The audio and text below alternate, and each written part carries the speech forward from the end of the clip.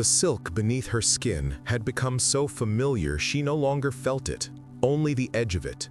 The threshold where her body ended and the air began, a line she'd learned to hold herself perfectly still against. The candles were breathing in the darkness. Not the candles themselves, but the flame moving with her breath, or her breath moving with the flame. She could no longer distinguish which was controlling which. The physician standing behind the lacquered screen said this was what she was supposed to feel, this dissolution, this erasure of the boundary between self and function. Her consciousness was supposed to become diffuse. Her body was supposed to act without her mind directing it. This was, the physician said, the optimal state for essence transfer. Everything depended on this state. The entire system rested on her ability to achieve it. Behind the screens, 3 sets of hands performed their choreography of observation with scientific precision. One hand held her wrist, the pressure so light it was almost the idea of pressure, counting her pulse and noting its rhythm against a measured tempo that the physician carried in his mind. One hand held a bronze mirror angled toward the oil lamp, catching the light and moving it across her abdomen in measured arcs, illuminating and shadowing, searching for what the physicians believed they could read in the subtle reactions of her skin, the dilation of her pupils, the flushing of her chest, the way her breath came in waves. One hand held a writing brush, and the sound of that brush against paper was the only thing that existed outside her body. Brush, breath, brush, breath, like the heartbeat of something enormous that contained her completely, like she was being absorbed into an organism larger than herself, a machine built to consume her and extract what made her valuable. "Is it happening?" the senior physician asked in a low voice. Not to her. She had learned long ago that her words were not requested during these examinations. She had learned that speaking was a violation of protocol. Not to her, but to the eunuch standing at the chamber's threshold, the boundary between the private and the observed. "Can you tell from the pupils the involuntary signs? Can you see it yet?" "The pupils are dilating in concentric rings," the eunuch answered, his voice flat and clinical. The voice of someone describing astronomical phenomena or the motion of planets. "The dilation is steady and progressive. The moisture is increasing in the proper sequence. There is no artifice present. The response is authentic. The peak is approaching. The system is functioning correctly according to specifications." She wanted to explain that she was not here at all, that her body was performing something her mind had completely detached from years ago, perhaps permanently, that she could watch herself from the ceiling, could see the silk and the hands and the imperial chamber with its walls the color of old blood, could see the emperor lying beside her with his eyes closed and his breathing forced and controlled, and feel absolutely nothing about it, because nothing had belonged to her anymore, since she was 14 years old, and the scouts had come to her village in autumn. But the training had been thorough enough to penetrate even the parts of her mind that were trying to rebel. Speak only when spoken to, move only in prescribed patterns, think only within the channels they had carved through her mind like water through stone. The neural pathways had been redirected. The potential for resistance had been engineered out of her consciousness. The emperor had arrived an hour ago, or perhaps it was 3 hours, or 6. Time had become a substance that oozed rather than flowed in this place. The calendars outside meant nothing. Days had no shape anymore. She had learned to stop measuring time. He was older than he appeared in the ceremonial processions, his skin marked by the very practices he expected to reverse through her body. The official said he was 67. He looked 75, his face marked by years of the restraint training that was supposed to extend his life, but had instead etched deep lines of concentration into his features. He had moved without ceremony into the chamber, undressing with the efficiency of ritual performed thousands of times. His body had the particular quality of something that had been refined and refined until it barely resembled what it once was. The physicians had told her exactly how to receive him, exactly where to position her hips, exactly how to modulate the tension in her inner walls as he entered, maintaining specific pressure patterns that were supposed to correspond to techniques described in manuals that had been refined over centuries by physicians who had never met each other but had all arrived at the same conclusions. The techniques had names that sounded like poetry but meant only precise mechanical instructions. The rising phoenix, the retreating dragon, the jade dragon entering the cavern, the butterfly ascending the lotus, the 9 shallow and 9 deep, the wild horse leaping, the startled crane. She had practiced them on jade models in the training halls until her muscles held the patterns like memory, until her body could reproduce them without conscious thought, until they had become as automatic as the functions of her organs themselves.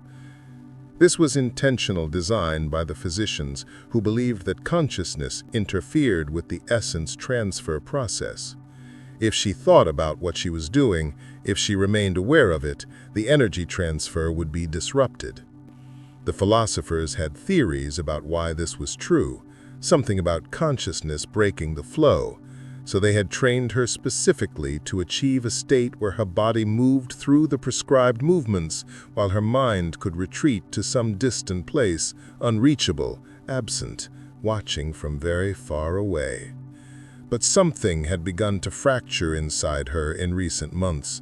Some component of the machinery had started to strip its gears under the stress of its own precision. The breathing technique that had taken 6 months to master suddenly felt obscene and pointless and cruel. The positioning that was supposed to concentrate vital essence into her center now felt like a contortion designed specifically to create a particular kind of suffering, to stretch her in ways that made her aware of her body only through pain. The idea that this mattered, that this would extend the emperor's life, suddenly seemed transparently absurd and ridiculous. And the physicians, they were watching with such intensity, such clinical focus on her response, such absolute detachment from her as a human being, that she understood finally what she had always suspected, but had not allowed herself to acknowledge. They had no idea if any of this worked. They had constructed an entire architecture of control on foundations of pure speculation and circular reasoning and philosophy passed down through centuries of men who had assumed their theories were true because it benefited them to believe they were true. The cervical secretions are increasing, the physician with the mirror observed, his tone suggesting satisfaction with his observations. The viscosity is approaching optimal parameters. The tissue response is correct. The blood is pooling appropriately. The timing is absolutely correct. Note this in the permanent record. All conditions are aligned for optimal essence transfer. The session will be productive. Optimal. The word meant nothing. It was a placeholder for something that didn't exist. She was being used as a calibration tool. Her body was an instrument to be tuned to precisely correct frequencies, and those frequencies had been determined not by her, but by men who had never had to experience what she was experiencing. She had been brought to this palace when she was 14 years old. That was 12 years ago, though it felt like either yesterday or a previous lifetime, or possibly multiple previous lifetimes, stacked on top of each other until they had crushed the memory of who she had been before. The selection scouts had come to her village in the autumn, when the harvest was complete, and chosen her from among 30 girls based on the spacing of her bones, the luminescence of her skin in candlelight, the delicate structure of her hands, and most importantly, the small, perfect feet that indicated concentrated essence, what the scouts called bundled kui. In technical language, they explained this to her parents using terms drawn from Taoist philosophy. Their daughter had been selected for the imperial harem. She would live in luxury and safety. She would potentially bear the children of the emperor himself. She would elevate their family's status forever. She would do honor to her ancestors. They had wept and accepted the officials and sold her to this idea. Her father had touched her hair one last time, and then she was gone. The training began immediately in the outer palace, which was itself a vast complex of buildings and gardens and training halls enclosed within a secondary wall. The outer palace was where girls learned what would be required of them before they ever encountered the emperor directly. The senior concubines who taught her, women who had themselves spent decades in the system, who had produced heirs who had been elevated and then slowly faded from power, began with pure theory. Taoism, the circulation of qi through the 12 meridians of the body, the subtle energy channels that connected every organ and every extremity in a network that the physicians claimed to understand completely through centuries of observation and meditation. The belief system that underpinned everything. A man's essence was concentrated in his lower body, his most vital force, and when he climaxed, this essence was expelled and lost. Every ejaculation was a bleeding of the life force. Every sensual encounter without proper technique was a shortening of his life by an amount that could be measured and calculated. The physicians had developed formulas. They knew exactly how many years a man lost with each climax. Women, by contrast, her teacher said, a woman named Consort Liu, who must have been 60 but moved like someone much younger with the precision of long practice, do not lose essence in this way. This is the fundamental difference between male and female nature. A woman's qi is distributed throughout her body and actually increases when she experiences pleasure. She does not bleed it away. It multiplies. It grows stronger. This is our gift and our purpose. You exist to receive a man's desire while preventing its destructive dispersal. You will learn to bring him to the very edge of this dispersal and then hold him there indefinitely. The pleasure will increase, the essence will be drawn upward through the channels, and he will become what the philosophers call an immortal, unchanged, eternal, no longer subject to the weakness of the body. The theory was completely, entirely, absolutely wrong about every aspect of human physiology. Every component of it was incorrect from a modern understanding of human biology and medicine. But it had the quality of plausibility to it. It sounded like it could be true. It sounded like it might have been discovered through careful observation. It incorporated elements of actual anatomy, the existence and function of sexual organs, the reality of pleasure, the observable fact that men and women experienced sexuality differently. What it lacked was any empirical foundation whatsoever.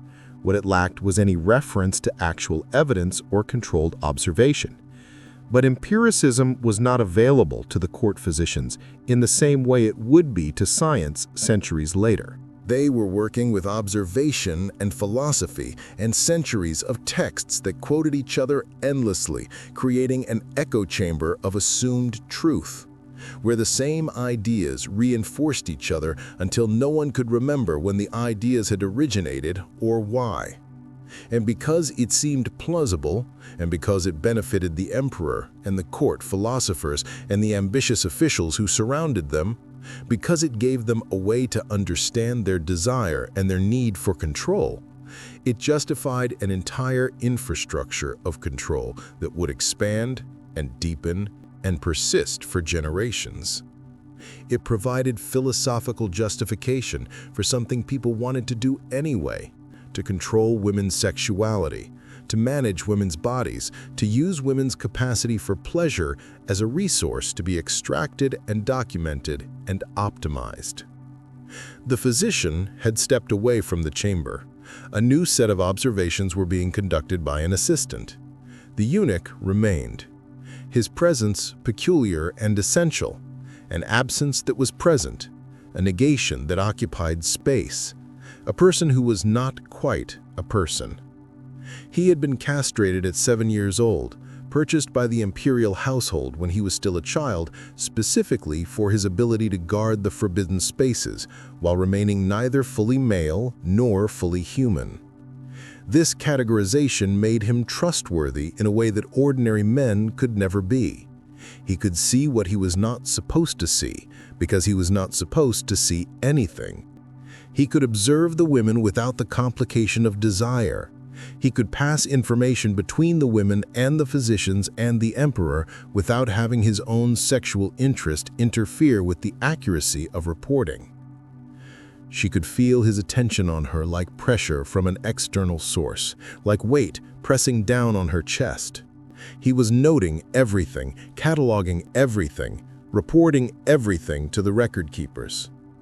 The emperor's breathing changed in a way she had been trained to recognize through years of practice, the acceleration and deepening that indicated he was approaching the critical moment, the threshold where the pleasure would tip into the involuntary release of essence, the limit of his control. And at this specific moment, she was supposed to perform a particular sequence of muscular movements that had a specific name, the Jade Woman technique, the manuals called it. It involved a milking motion that the text described in excruciating technical detail, movements that required specific muscle groups in a specific order with specific rhythm and timing. She was supposed to draw out his pleasure while simultaneously causing him to withhold his essence. The goal was to keep him in that liminal space between orgasm and ejaculation for as long as physically possible, to extend the moment indefinitely. Some emperors had trained for their entire life to achieve this restraint. Some had failed entirely and given up. Some had become so obsessed with the practice that it had consumed everything else in their life and left nothing else remaining. She performed the sequence. Her body knew it without her conscious mind having to direct it. It had been burned into her nervous system through 10,000 repetitions, possibly 15,000, possibly more. She had stopped counting years ago. The movements were automatic now. The way walking is automatic, the way breathing is automatic, except that walking and breathing she had done since childhood naturally, without instruction, while this she had been forced to learn through intensive training. And as she performed the sequence, as her body moved through the choreography she'd memorized, she felt something shift in her understanding of what it meant. Not in the physical act itself, but in her understanding of the architecture of control.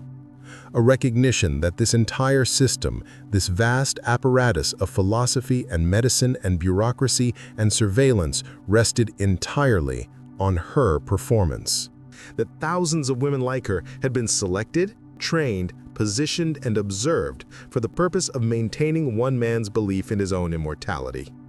And the belief could not survive scrutiny, not real scrutiny. The moment anyone asked a simple, direct question, does this actually work? Has any emperor who used this system lived longer than one who did not? What does actual medical observation show? The entire structure would collapse into dust and be revealed as having been held together only by desire and power and the complicity of everyone involved. But no one asked, because the structure was not about empirical truth. It had never been about empirical truth. It was about power.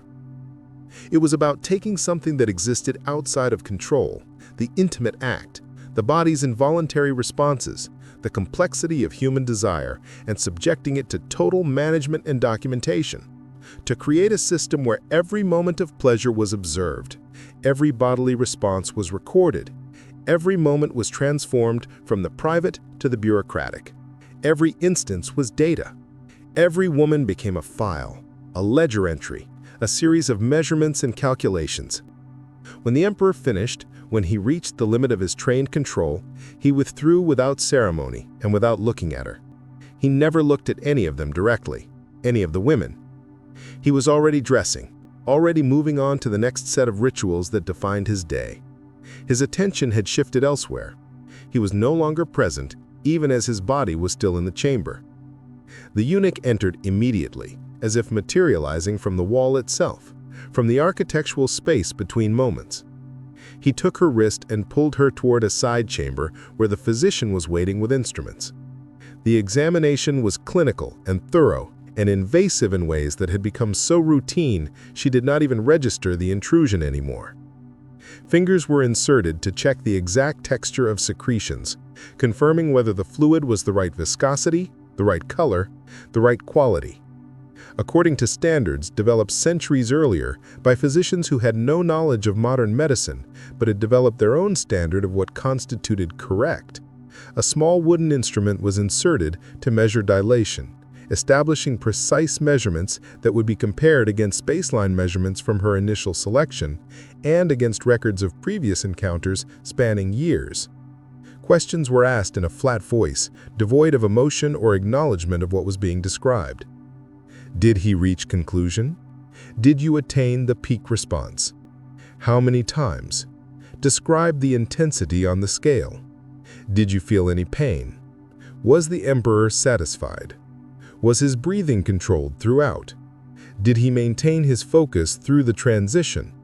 Any irregularities you noticed? Were there signs of dissatisfaction? She answered everything with the precision that had been drilled into her through years of training. Complete accuracy was required. Any deviation from the truth would be discovered anyway through the physical examination, and dishonesty was punished. The punishment ranged from increased surveillance to removal from the rotation to extended confinement to the Palace of Tranquility to removal from the palace entirely. The physician took samples, fluid on specially prepared cloth, particles on prepared slides, and began making notes in a precise notation system that had been developed over centuries to allow rapid recording of data. All of this information would be entered into the imperial ledgers tomorrow. Her number, she was not called by her birth name anymore, had not been for 12 years. Along with the date in the imperial calendar, the emperor's name, detailed notes about her physiological response, predictions about fertility and essence quality, and a brief assessment of whether the encounter had achieved its stated goal of essence transfer. Everything measured, everything recorded, everything fit into a system that was so elaborate, so comprehensively documented, that it had achieved a kind of bureaucratic immortality, even if the emperors it was designed to preserve had all turned to dust centuries ago and their names had been forgotten by living people. If you enjoy these dark histories buried in the archives of time, leave a like and subscribe. Comment below. Tell me where you are listening from. I am genuinely curious about who discovers these stories in the shadows, these accounts that history tried to erase. Now, let me tell you what was hidden behind those walls. The Palace of Eternal Spring was built during the reign of the Kangxi Emperor. Though its foundational philosophy traced back through countless dynasties and through centuries of emperors, all of whom had believed the same impossible promise that the body could be engineered toward immortality, that sexuality could be systematized and controlled, that if you could document pleasure with enough precision, if you could observe it thoroughly enough, if you could manage it carefully enough, you could actually control time itself. You could refuse aging. You could refuse death.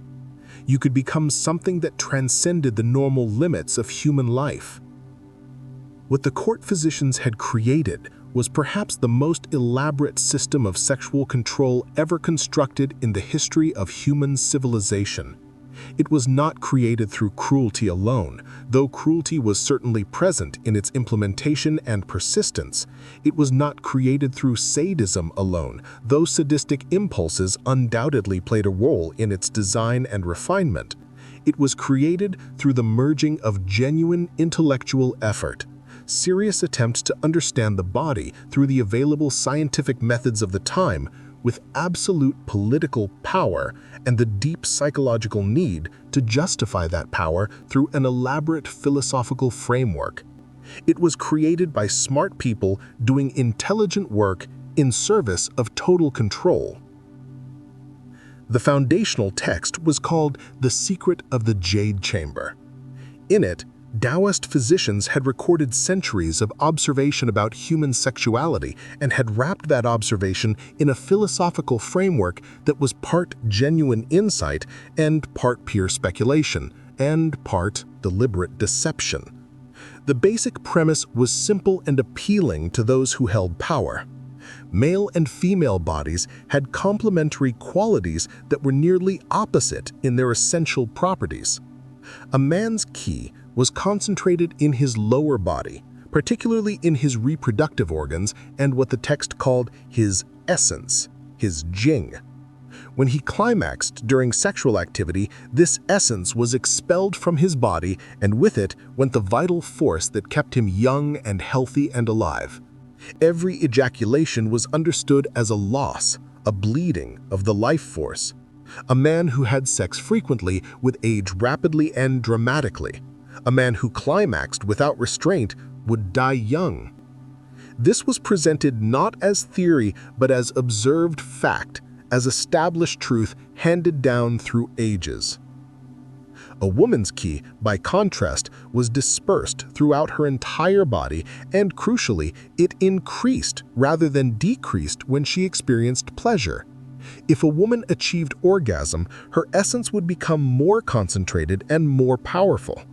If this precious essence could somehow be transferred to a man while simultaneously preventing his own essence from being expelled through the loss of control of ejaculation, then he could achieve what the texts called the 1,000-year state, a condition of perpetual youth and vitality and freedom from disease and death.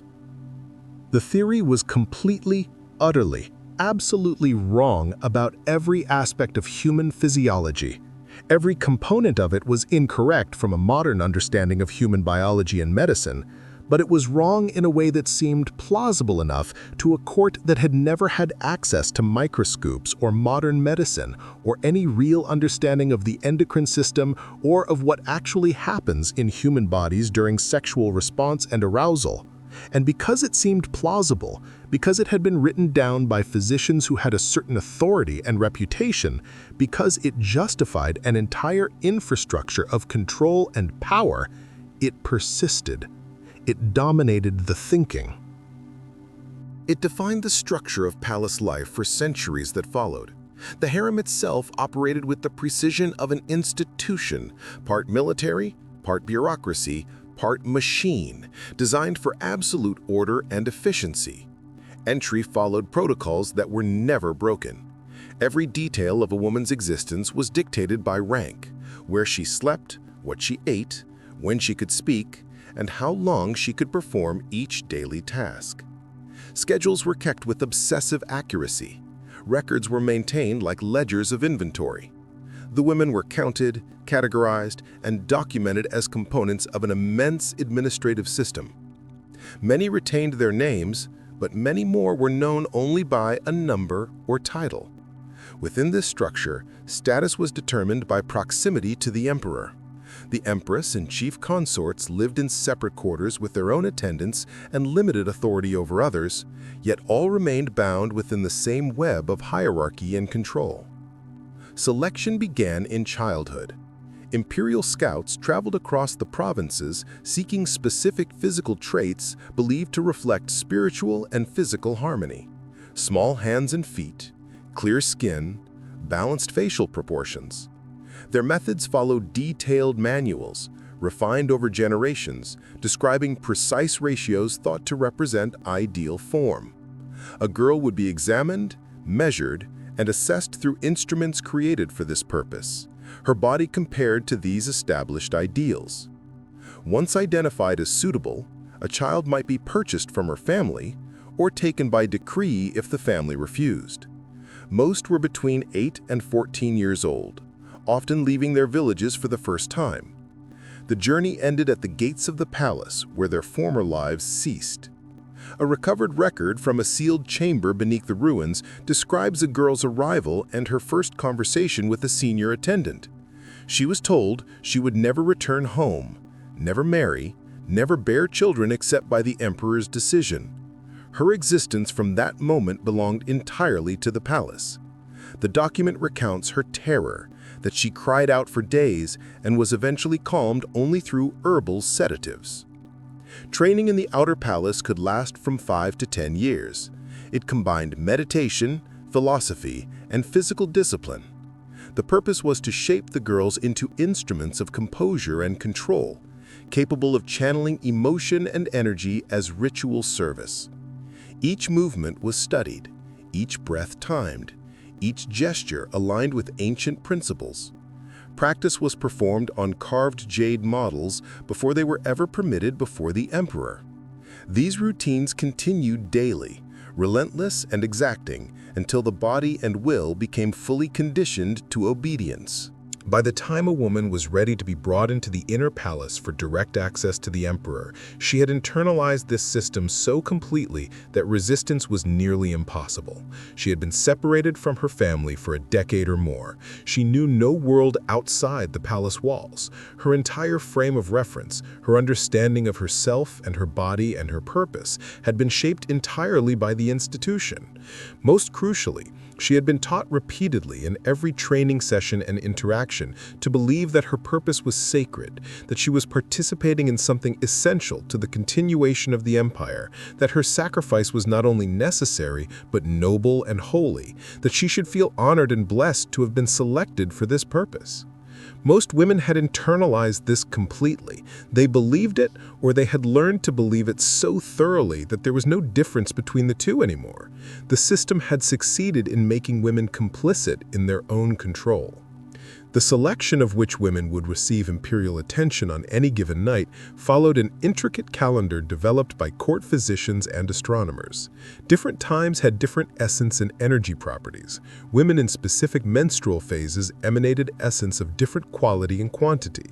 The time of year mattered. Spring differed dramatically from autumn. The position of celestial bodies mattered. An emperor's age mattered. His current health status and energy levels mattered. All of these factors were consulted in careful calculations when determining which specific woman would be summoned. The system was so elaborate that sometimes weeks would pass between summons for a particular woman, while others might be called repeatedly in succession depending on what the calculation suggested would be optimal. When a woman's name appeared on the summons list, she was taken from her regular quarters to the bathing chambers. There she was washed in scented water that had been prepared specifically for her based on her body type, heated to precise temperature, infused with particular plants and herbs believed to enhance her particular qualities. Her skin was oiled with fragrances believed to enhance her ability to transfer essence and attract the emperor's attention. Substances were sometimes applied to her genitals to increase sensitivity and arousal beyond natural levels. Before she was dressed, she was sometimes given herbal preparations to consume. These were described as tonics to strengthen her vitality, though historians suspect that some may have been crude contraceptives or medicines to regulate menstruation, giving the system even more calculated control over her reproductive body. She was then dressed in silk garments that were specifically designed to be easily removed and equally designed to display her body in ways that emphasized her value. The garments themselves had symbolic meaning encoded into their design. Red silk represented the movement of qi through the body and the flow of energy. White silk represented purity and the state of emptiness that was supposed to allow essence to move through her. Gold silk represented wealth and the emperor's power and his status above ordinary men. The woman wearing these clothes was in a very real sense wearing her function as text written on her body for all to read. The journey to the imperial chamber was ceremoniously ritualistic in every detail. A eunuch would escort her through specific corridors and passageways, the same route every time, the same timing, the same guards stationed at the same points. Everything was designed to create a sense of inexorable forward momentum, to make the possibility of hesitation or resistance seem absurd and impossible. The woman moved forward through the palace like a stone rolling down a hill. Momentum continued the movement whether she willed it or not. In the imperial chamber itself, physicians would be waiting, though hidden behind screens or in adjoining chambers. Their presence was fundamental to the entire process. The encounter between the emperor and the woman would be monitored with clinical precision. Notes would be taken on her physical responses.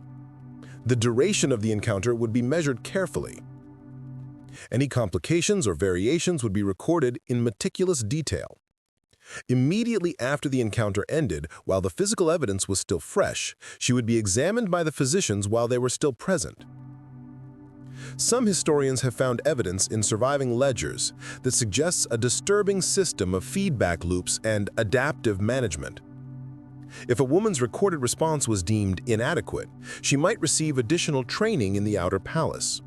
The logic was that her technique needed improvement. If her performance was exceptional, she might be summoned more frequently, moved up in status. If she became pregnant, she would be moved to different quarters and completely taken out of the regular rotation. This created perverse incentives that operated on women subconsciously. A woman needed to be fertile enough to potentially produce heirs, but not so fertile she became pregnant immediately, which would remove her from service. The solution was ingenious and monstrous. Different herbal preparations were selectively administered to different women depending on their status and the goals of the court. A woman designated as a potential mother of an heir would be given supplements believed to enhance fertility. A woman serving primarily to transfer essence would be given the opposite: herbal mixtures designed to prevent conception. The bureaucracy of reproduction was as elaborate and systematic as everything else in the system. Control extended to the molecular level, to the deepest functions of the body. Women had no awareness they were being given different medicines based on calculated decisions about their reproductive utility. Pregnancy itself was complex and paradoxical. A woman who conceived had theoretically succeeded in her primary function. The status she gained was genuine. She might be elevated to consort, the highest rank achievable. Her family would receive wealth, influence, honor. If she bore a son, she might even become the mother of an emperor. But pregnancy removed her from the essential service. She could no longer be used for essence transfer. She existed in a terrible paradox. To advance, she needed to conceive. But conception ended her primary function. After birth, if the child survived, infant mortality in the palace was high. A woman might return to service or not, depending on court needs and political status. Some women went through multiple pregnancies across their adult lives. Others, having produced required heirs, were moved to the Palace of Tranquility. This was a section reserved for women who had completed their reproductive function. There, they might teach younger women, pass on techniques and philosophy, or keep records, or simply exist in retirement. Some found this merciful. Others found it intolerable. Death in life, removal from even the terrible function that had defined their entire existence for decades. The death rate in harem was significant and persistent. Childbirth complications were common. Infections from repeated invasive examinations were not uncommon. Young women sometimes died of unexplained illnesses, but suicide appeared with frequency, suggesting it was response to the system rather than aberration. Some historians found coded references in surviving journals to poisons that could be obtained from the herbal preparations meant to regulate fertility. Young women sometimes knew exactly what would kill them. One account from 1847 mentions a concubine deliberately consuming an excess of a particular herbal mixture, knowing it would cause internal hemorrhaging. The ledgers recorded her death as sudden illness, but a hidden journal suggests it was deliberate. The fact that no investigation occurred suggests the palace understood what had happened and chose not to intervene, that perhaps suicide was an acceptable exit from the system. The institutional response to suicide was not to question the system, but increase surveillance. Women showing despair signs were watched carefully. Some were separated from potential allies. The system adapted to every resistance by intensifying control further. It was a machine designed to absorb and neutralize opposition. When women tried to escape, the doors were locked. When women tried to kill themselves, they were watched more closely. When women tried to resist through refusal, they were punished through isolation or forced medication or threatening their families outside the palace. Historians have discovered journals hidden in sealed chambers that document a woman's 20-year journey through the system. She entered at 14, and by the time her journal ends, she was approaching 40. The early entries are filled with terror and confusion. Middle entries show resignation and internalization of the system. Late entries are fragmented and incoherent, suggesting psychological deterioration. The final entry reads, "I no longer know who I am. I have been broken down so completely that I cannot find myself anymore. I am only what they made me. I am only my function. There is nothing else left." The handwriting of this last entry is almost illegible, written as though by someone whose mind was not fully present. Another woman's journals, discovered in 1923, tell a different story. This woman appears to have maintained some form of internal resistance throughout. Her entries contain coded critiques of the system, philosophical arguments that the essence transfer theory cannot be true, observations that emperors using the system do not live any longer than those who do not. The final entries are increasingly angry and accusatory.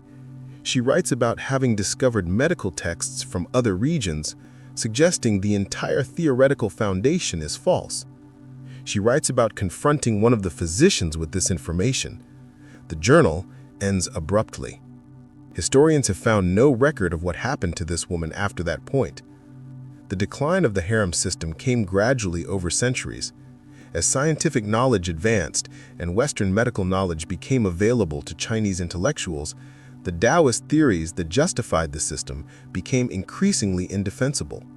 Yet the system persisted because it had become institutionalized. Generations of officials had built careers around managing it. The philosophy had become embedded in culture. Even as belief in the essence transfer theory declined, the practices continued. They were justified through new frameworks: Confucian duty, imperial necessity, cultural tradition.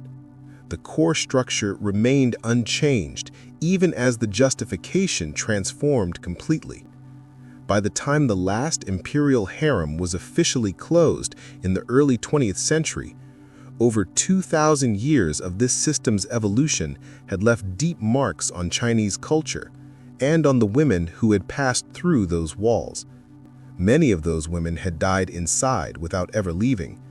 Many had left only when they aged beyond usefulness. Some had escaped, some had been released or given away to officials or merchants. But all of them had been shaped by the system in ways that echo through their lives, and through the lives of their children, and through the collective memory of a culture. If you have heard these stories tonight, let them sit with you. Leave a comment. Tell me what you felt reading about women whose entire lives were controlled by systems of such elaborate machinery. Tell me where you are listening from. And if you want more histories from the shadows, more stories that archives have tried to bury, subscribe. Because some truths about human power deserve to be dragged into the light. Subscribe now.